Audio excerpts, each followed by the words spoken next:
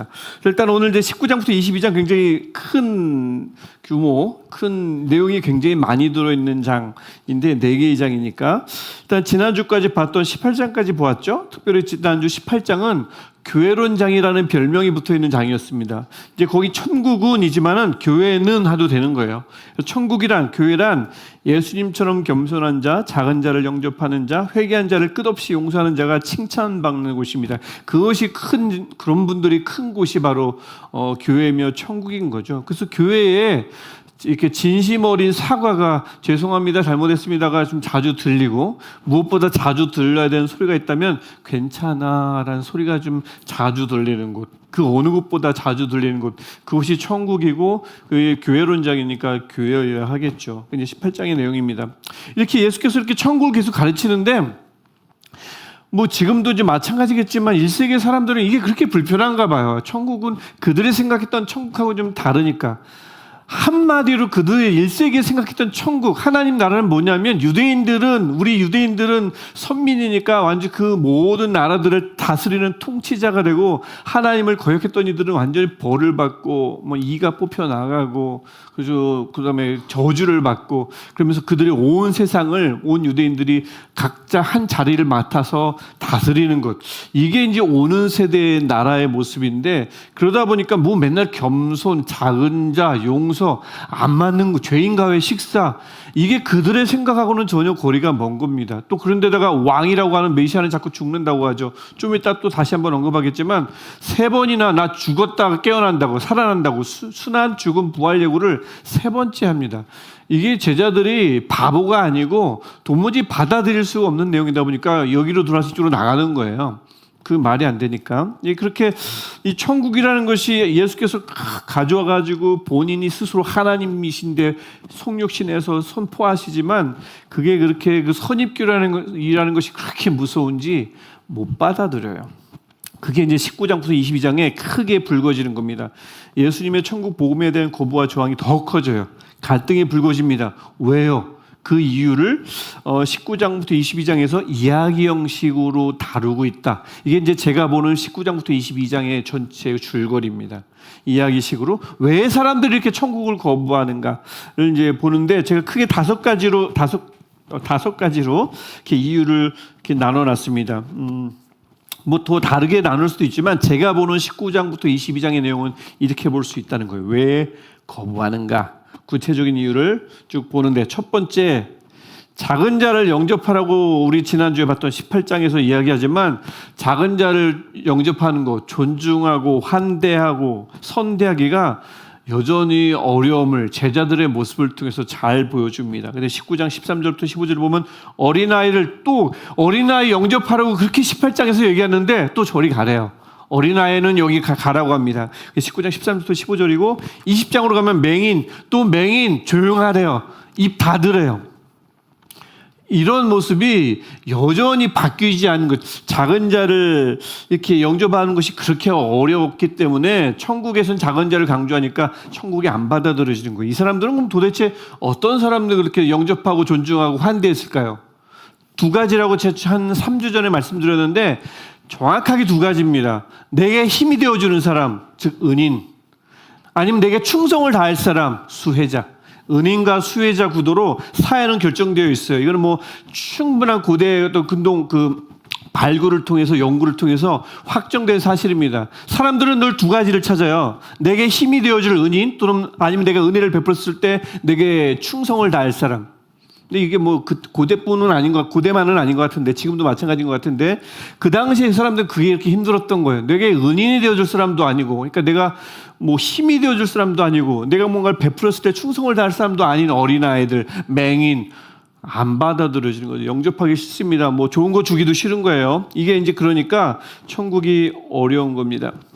그래서 18장 이후에 제자들이 확 변화될 줄 알았더니 그들이 전혀 변화되지 않는 모습을 통해서 이게 쉽지 않음을 보여주고, 이게 첫 번째 이유. 2번째 이유, 왜 천국을 받아들이기가 어렵나? 재물이 많아서 그렇습니다. 그게 19장 16절부터 30절에 나오는 재물이 많은 청년, 아주 잘 아시는 내용이죠. 어떻게 하면 영생을 얻을 수 있습니까? 그 내용입니다. 근데 이제 다 내려놓고 천국이라는 것은 십계명 지키는 것이 천국이 아니라 내려놓는 것이 천국이다라고 그 재물이 많은 청년에게 이야기를 했더니 그걸 내려놓지 못하고 근심하며 집으로 돌아갑니다. 그게 이제 19장 16절부터 30절의 내용이에요. 그래서 재물이 많은 것이 왜 천국을 받아들이는데 어려운 이유가 되는가? 아시다시피 주인이 될 수 있는 존재는 두 가지입니다. 하나님이냐 재물이냐. 그래서 재물도 주인이 될 수 있으므로 재물이 많은 것이 그 주인을 둘로 만들 수 있는 가장 큰 위험 요소이기 때문에 재물이 많은 것이 큰 걸림돌이 됐습니다. 근데 이 청년은 어쨌든 분명히 그 예수를 만나기 전까지는 남들이 다 메시아 그리스도라고 하니까 만나기 전까지는 잔뜩 기대를 했겠죠. 내가 이렇게 좋은 가문에서 하나님의 복을 받고 어릴 때부터 부유한 하나님의 복 안에서 자라났고 또 돈도 많고 하나님이 축복해 주셔서 그래서 많은 축복을 받으며 살았고 많은 존경을 받고 부러움의 대상이 되면서 자라왔는데 그런 나를 하나님께서 무엇을 해야 영생을 얻겠습니까? 라고 하면 너 이미 영생을 얻었다라고 말씀하실 줄 알았겠죠? 근데 오히려 칭찬은커녕 늘 어릴 때부터 받았던 칭찬 한마디 못 듣고 근심하며 돌아가는, 제가 저번에도 한번 말씀드렸지만 이 청년은 태어나서 처음으로 누군가를 만나고 나서는 근심하면서 돌아갔을 거예요. 다 칭찬하고 존경하고 부러워하고 그랬을 텐데 처음으로 근심했을 겁니다. 예수 만나고, 차라리 예수를 만나지 않았다면 죽을 때까지 착각 속에 살았겠죠. 하나님이 복 주셨다 나를. 그렇게 살다가 죽었을 텐데 예수를 만나고는 본인이 어떤 위치에 있는지를 깨닫게 됩니다. 예수를 만나면 무조건 기쁜 게 아닙니다. 위치를 발견하게 되는 거고요. 그것이 기쁨이 되는 사람도 있지만 오히려 그 위치를 알게 되고 근심이 되는 사람도 있습니다. 자만하거나 착각 속에 있는 사람들, 오해에 빠진 사람들, 자기 오해에. 이 청년이 바로 그런 경우죠. 그래서 낙타와 바늘기 비유를 바로 예수께서 말씀하시면서 어렵다. 재물이 많으면 어렵다. 뭐 교회에서도 좀 가르치고 뭐 학교에서도 좀 가르치는 경우가 있는데 이 바늘기는 뭐 예루살렘 성에 어떤 미문이 아주 작은 문이 있는데 그 문으로 낙타가 들어가는 것처럼 어렵다라고 말한 이런 얘기도 있지만 본문의 문맥을 완전히 벗어난 해석이에요. 본문은 불가능함을 말하는 비유예요. 낙타가 바늘기는 실제 바늘기입니다. 그리고 바늘기라는 별명을 가진 문이 있는지 고대 발굴이 된 적이 없어요. 설만 있을 뿐입니다. 그래서 발굴도 안 된 상태고 하기 때문에 그 문이 어떤 문인지도 실제 모르고, 그래서 맥락을 벗어나서 있지도 않은 문을 있다고 하면서 어떤 문이 있을 것이다 그렇게 해석하기보다는 이 맥락을 볼 때 완전 불가능함을, 재물이 많으면, 하지만 하나님이시기 때문에 가능함을, 기적적으로 재물이 많은 사람들이 하나님의 백성이 천국에 들어갈 수 있지만 기적적으로 들어간다. 그게 이제 그 바늘기 비유의 핵심이었죠. 분명히 불가능하다는 얘기입니다. 그러면서 예수께서 30절에서 빨간 글씨로 되어 있는 성경 본문, 먼저 된 자로서 나중되고 나중된 자로서 먼저 될 자가 많으니라 라고 얘기합니다. 이거는 이제 베드로가 우리는 다 버리고 예수를 쫓았습니다 했더니 이제 막 베드로가 신났죠. 그랬더니 자중하라는 얘기예요. 자중하라는 얘기입니다. 그건 맞는데 잘했는데, 하지만 먼저 된 자가 나중 될 수 있고 나중된 자가 먼저 될 수 있으니. 그래서 30절에서 한번 이야기하고 20장 16절에서 한번 더 얘기합니다. 이거를 우리가 가르쳐서 이렇게 표현합니다. 이제 라틴어예요. 인클루지오에서 수미 상관입니다. 똑같은 내용을 제일 머리에 두고 제일 마지막에 둠으로써 그 사이에 있는 모든 내용이 그 처음 나왔던 내용과 마지막 나왔던 내용을 부연하고 있는, 설명하는 이 구조다. 인클루시오입니다. 수미상관. 그래서 이 30절, 19장 30절에서 이 먼저 된 자가 나중 된다는 말씀을 하신 다음에 농장 비유를 들고 다시 20장 16절에서 똑같은 말씀을 다시 한번 하십니다. 농장 비유 아시죠?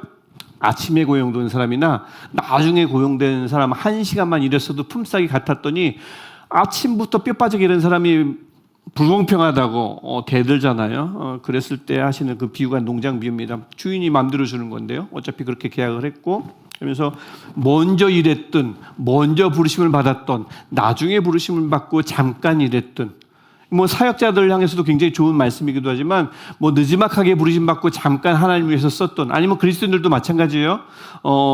일찍부터 예수를 믿었으면 좋았을 텐데 나중에 예수를 믿게 돼서 잠깐 예수를 믿고 하나님의 부르심을 받았던 그 기간이나 시점은 중요하지 않습니다. 부르심을 받았느냐, 하나님의 나라 안에서 일해 보았느냐, 섬겨 봤느냐, 천국의 맛을 보았느냐, 이게 굉장히 중요한 거고, 그러니까 먼저 됐다, 나중 됐다, 이건 그렇게 중요하지 않다는 말씀이 사실은 이 본문의 핵심이라 할 수 있겠습니다. 그러니까 베드로에게 자중하라는 얘기가 이렇게 또 비유로 나온다고 볼 수 있고요. 어쨌든 재물이 많으면 들어가지 못하는 거, 뭐 어려운 건 맞지만 그렇다고 다 내려놨다고 난 무조건 무사 통과냐, 겸손하라는 얘기입니다. 그게 본문의 내용이고, 이제 두 번째에서 재물이 많으면 갈등이 불거지고 어렵습니다. 천국을 받아들이기가. 세 번째 이유, 사람은 누군가를 섬기는 것보다 섬김을 받고 싶어 한다. 그러면서 밑에 관련 구절 27절을 들었는데요. 너희 중에 누구든지 으뜸이 되고자 하는 자는 너희 종이 되어야 하리라. 이게 특별히 유대인들에게 왜 어려웠냐면 유대인들은 종이 없습니다. 기본적으로. 그러니까 이들은 종이 되는 것에 대해서 이렇게 익숙한 사람들이 아니에요. 이방인을 종으로 쓰곤 한단 말이죠. 그래서 이 종이 된다는 것 자체가 굉장히 불경시역이고, 그러다 보니 누군가를 섬기는 데 있어서 굉장히 취약합니다. 그런 이들에게 특별히 또 천국을 바라보고 있는 이들에게 천국은 우리가 통치하는 나라인데 왜 종이 되어야겠어요. 그러다 보니까 섬김을 자꾸 이야기하면 천국이 별로 안 와닿죠. 안 와닿죠. 예, 교회도 마찬가지인 거고. 그래서 이 천국에 대한 오해, 하나님 나라에 대한 오해, 하나님 나라에서는 우리는 다스린 자가 될 것이다, 들어가면 통치자다라고 했는데 이미 천국은 이 땅에 있다, 너희들은 이미 들어와 있다, 그런데 섬겨야 한다. 혼란스러운 거죠. 천국은 다스리는 곳인데 왜 섬겨야 하는, 내가 왜 종이 되어야 하는가. 그러니까 못 받아들이는 겁니다. 받아들일 수가 없어요. 그래서 이 문제는 1세기 예수께서 복음을 전하실 때도 잘 안 받아들였지만 나중에 예수님께서 승천하시고 초대 교회가 생겼죠.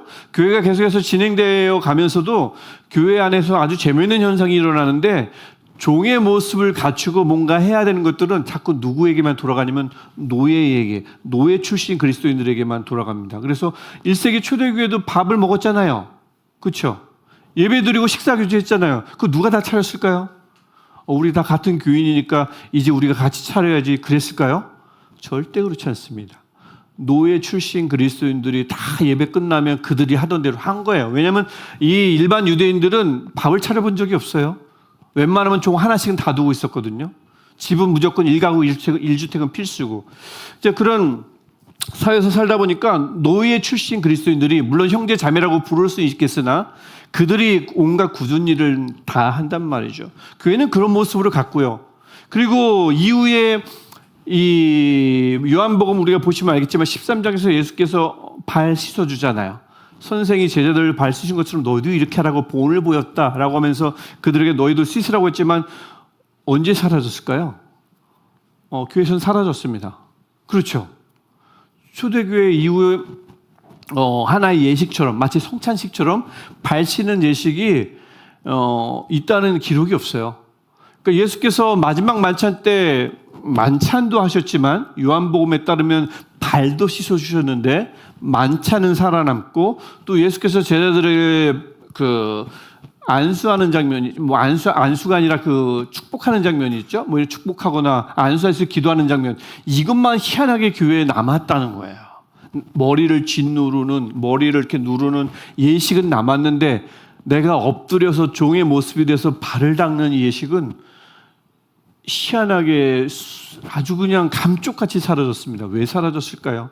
종의 모습이거든요. 종은 노예만 해야 되거든요. 이게 교회에 아주 뿌리 깊게 남아 있었고, 그 의식이 남아 있어서 이 예수님 당시에 이 문제가 제자들에게 왜 이렇게 끈질기게 남아 있음을, 이 예수님이 승천하시고 나서 3, 40년이 흐른 뒤에 교회에게 왜 이 본문을 특별히 그들에게 왜 전하고 있을까요? 3, 40년이 지난 다음에 교회가 왜 이 복음이 필요하다고 생각했을까요? 엄청나게 많은데, 다 적으면 이 세상에 둘 곳이 없다고 가정법이긴 하지만 그만큼 예수께서 하신 말씀이나 행적이 많은데 그 중에 많은 것들 다 차치하고 이런 것, 제자들이 왜 이렇게 끈질기게 작은 자를 물리치는가, 왜 이들의 섬기는 걸 그렇게 잘 안 하는가, 이걸 왜 초대교회에게 특별히 기록해가지고 던졌을까요? 읽어보라고. 다 이유가 있는 거거든요. 다스리고 통치하고 섬김을 받는 거는 유대인들은 다 익숙해요. 그게 교회 안으로 그대로 들어왔고, 노예는 노예, 주인은 주인이에요. 이게 그대로 그 교회를 사로잡다 보니까 그런 것들이 나중에 교회사에도 계속 영향을 미치고, 그래서 안수하고 예식을 통해서 가운을 입고 거룩한 분위기를 자아내면서 그 안에서 뭔가 홀리한 분위기를 만들어내는 예식은 잘 살아남지만, 물 받아가지고 발 씻고 물 갈고 발 닦아야 되고 이런 지저분한 예식은 표현이 그렇다는 겁니다. 그런 예식은 교회에서 사라졌어요.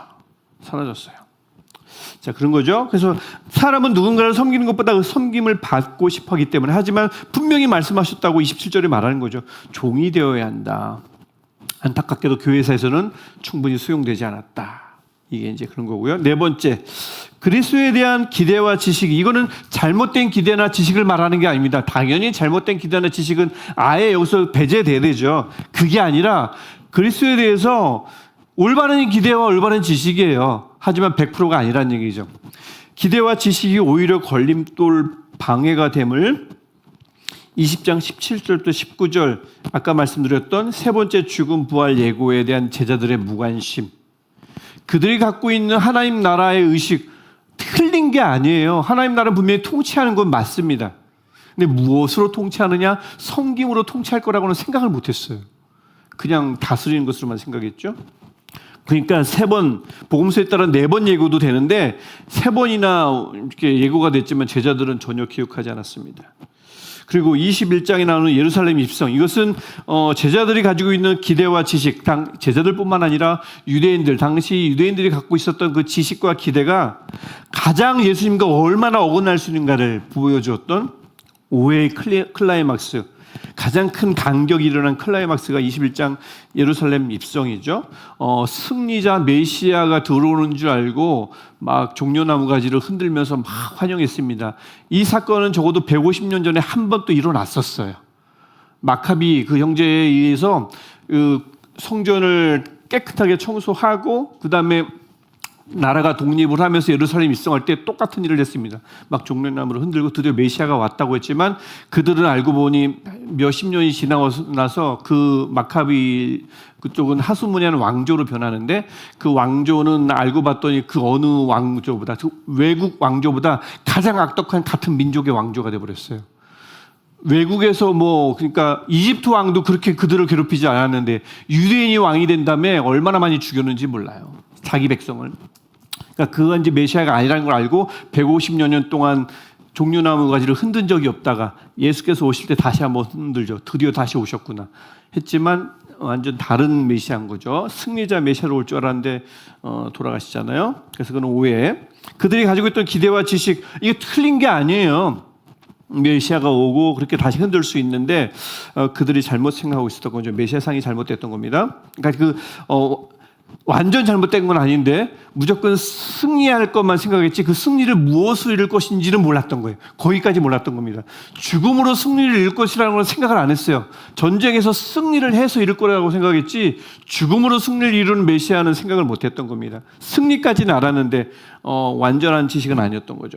22장 부활, 큰 계명, 그리스도 논쟁. 부활은 사두개인이 딴지 걸었던 거고 큰 계명과 그리스도 논쟁은 바리새인들이 와서 막 딴지를 걸었던 겁니다. 부활을 사두개인은 믿지 않았죠? 아시죠? 사두개인은 부활을 믿지 않았습니다. 그들이 악해서요? 아니요. 구약을 열심히 공부했기 때문에 그런 생각을 갖고 있었던 겁니다. 왜냐하면 구약은 내세가 없거든요. 구약에 내세가 그렇게 강조되지 않습니다. 거의 없다고 봐도 무방합니다. 그러다 보니 사두개인들 그랬고, 바리새인은 그나마 구약만 본 것이 아니라 많은 유대교 문헌을 읽었기 때문에 많은 다른 유대교 문헌에는 내세가 어느 정도 강조가 되거든요. 그러니까 바리새인은 부활을 인정했지만 사두개는 모세오경만 읽었기 때문에 그것만 인정했기 때문에 거기에 내세가 나오질 않으므로 부활을 인정하지 않았던 겁니다. 근거가 없는 게 아니에요. 그게 잘못된 게 완전 틀린 게 아니라 나름의 근거가 있는데 미흡하다는 얘기죠. 그것 때문에 예수께 물어봤고, 부활하면 7명이 죽었는데 나중에 그 여인이 올라가서 그들 만나면 누구의 아내가 될 것이냐, 유명한 질문이죠. 그래서 부활하면은 결혼하지 않는다, 예수님의 대답이었고, 큰 계명도 마찬가지. 바리새인들은 아마도 쉐마, 들으라 이스라엘, 여호와는 한 분이다, 신명기 6장 4절 5절에 있는 이 말씀을 가장 큰 계명이라고 여겼겠죠. 예수님이 거기다가 내 이웃을 내 몸같이 사랑하라, 이걸 붙일 거라고는 상상도 못했을 거예요. 큰 계명은 하나님만 섬기면 되는 거지 무슨 이웃 사랑이에요. 근데 예수님께서 그것을 레위기 19장 18절을 신명기 6장 4절에 또 갖다 붙이십니다. 그러니까 놀랐던 거죠. 알고는 있었는데 또 반만 알고 있었던 것이죠. 그리스도 논쟁, 그리스도에 대해서 누구라고 생각하느냐, 이 논쟁도 바리새인이 하는데 다윗의 자손입니다라고 대답합니다만 물리적으로는 맞죠. 하지만 그리스도는 다윗의 자손, 다윗의 아들은 아닌 거죠. 다윗이 그리스도를 주라 여겼다. 이제 예수님의 대답이니까 이 정도로 그리스도에 대한 기대와 지식이 완전히 잘못된 건 아닌데 갖고는 있지만 미흡하다 보니까 오히려 걸림돌 방해가 됐던 것을 볼 수가 있습니다.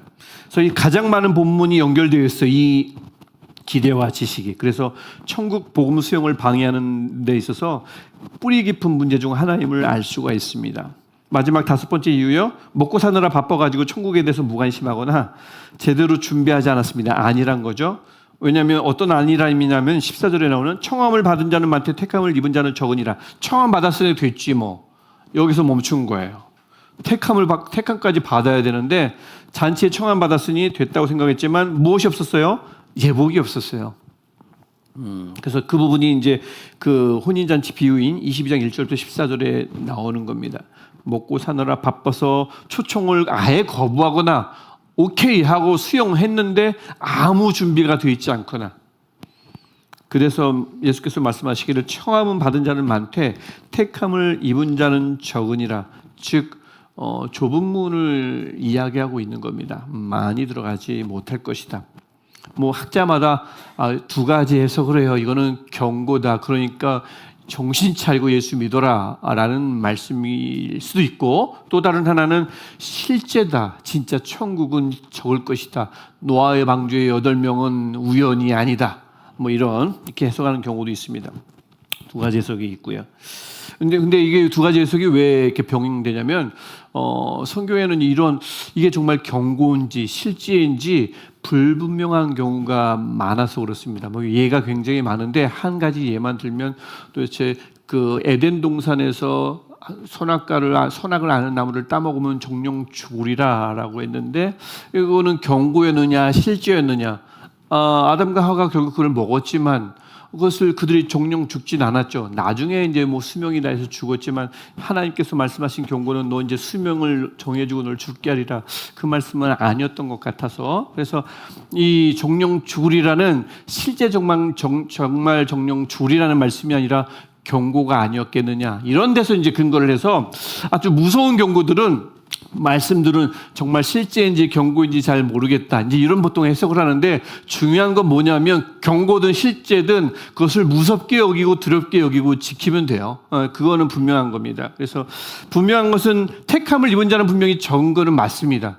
그 나머지 대해서는 하나님이 어떻게 알아서 하시겠지만 거기까지 성경에 나오지 않은 것을 굳이 막 생각해내서 설마 다른 문이 있겠지, 쪽문이 있겠지 이럴 필요가 없어요. 그냥 정말 좁다고 여기고 믿고 정신 차리고 믿으면 되는 겁니다.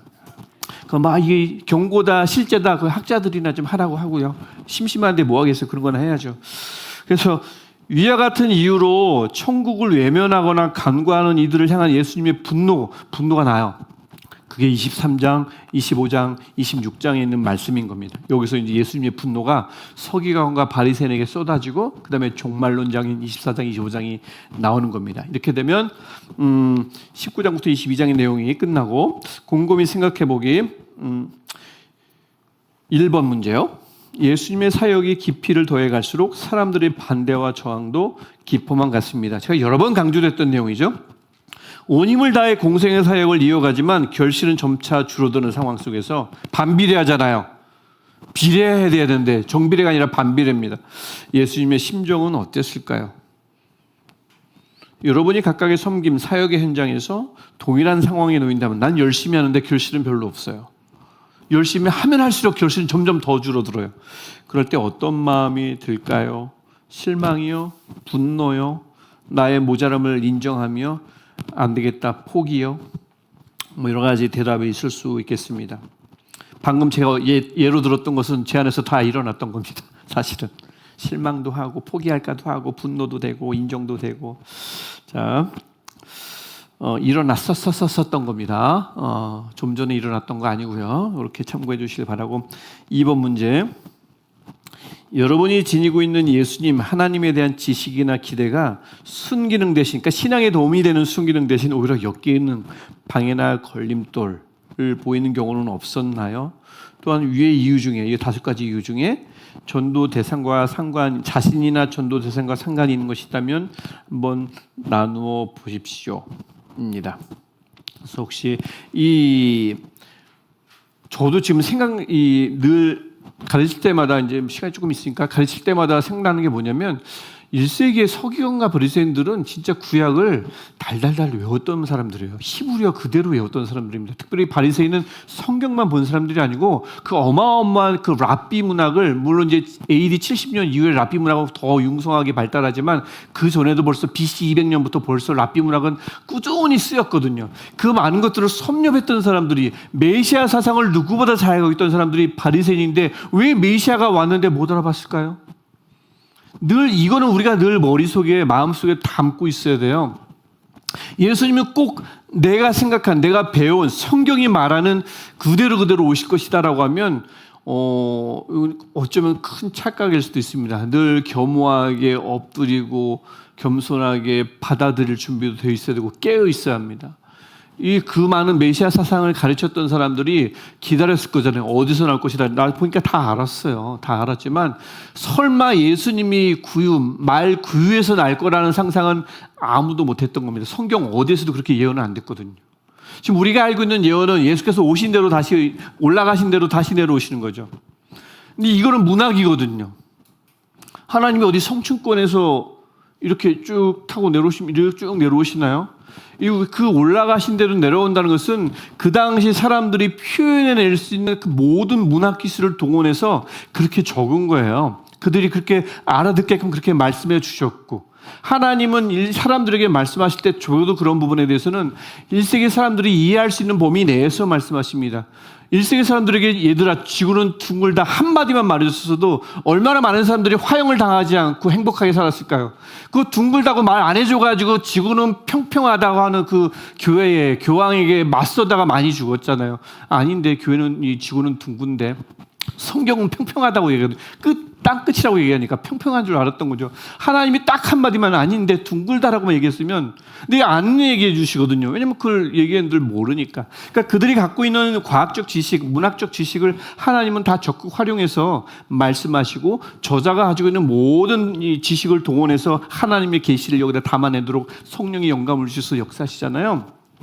근데 그렇게 하시다 보니까 이 여러 가지 문학적 표현이 나오는데 올라간 그대로 내려온다는 표현이 과연 어떤 걸까요? 진짜 구름 타고 내려오신다는 말씀인지, 아니면 우리의 상상 외에 바리새인의 상상 밖의 방법으로 말 그에서 오셨듯이, 요셉의 아들, 그 목수의 아들로 오셨듯이 두 번째 오실 때는 어떤 모습으로 과연 오실까요? 우리가 너무 그림을 확고하게 그려놓고 이 외에 다른 그림은 무조건 아니다라고 생각하면 또 다른 바리새인이 될 수 있다는 이 위험성을 늘 이게 갖고 계셨으면 좋겠어요. 믿는 건 물론 있지만 이게 아닐 수도 있음을, 적어도 재림에 대해서 저는 이제 기본적으로 그래서 다시 오시면 나는 과연 알아볼 수 있을까라는 생각을 종종 하면 자신이 없어요.